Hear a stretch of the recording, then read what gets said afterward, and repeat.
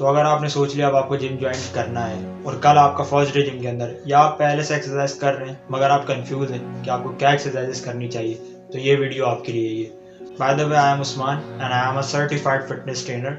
और जो नॉलेज मैं आपके साथ शेयर करूंगा ये बुक्स की होगी, ना कि मैं मेरी अपने पास से। आज की वीडियो में मैं आपके साथ शेयर करने वाला हूँ 5 बेसिक एक्सरसाइज मूवमेंट्स आपके लिए बहुत ही ज़्यादा बेनिफिशियल है, लॉन्ग टर्म एक्सरसाइज के लिए भी और शॉर्ट टर्म भी।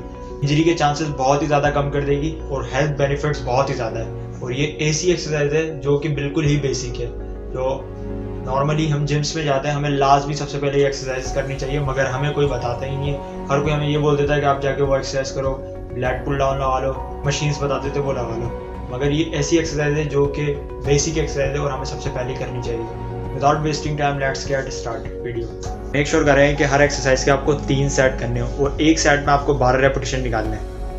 So number 1 exercise is squat. Squat is the best exercise because they lower your chance of injury your knees, ankles. As your exercise, the movement is strengthens your tendon, bones and ligaments around the leg muscles, जिसकी वजह से आपके other muscles को भी बहुत ज़्यादा benefits होता है, like hip muscles, calf, hamstring, obliques.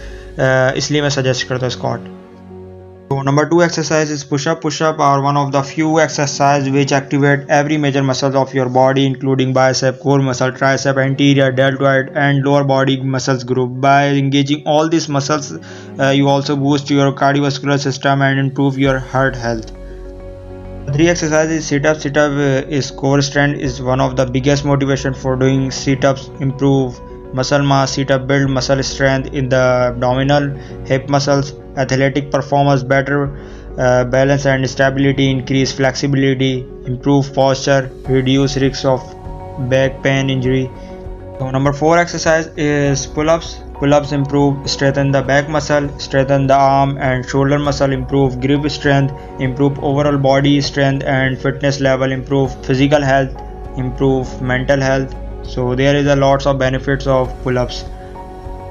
Number 5 exercise is deadlift. Deadlift activate your hip extensor. Deadlift are among the best exercises for training your hip extensors, reduce lower back pain, improve jump performance, improve bone mineral density, activate your core, boost your metabolism, carry less risks during failed repetition.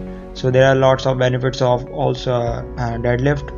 So I recommend. अगर ये video आपको ज़रा सी भी helpful लगी है तो ये अपने फ्रेंड्स फैमिली के साथ शेयर करें और ये नॉलेज लोगों के साथ स्प्रेड करें।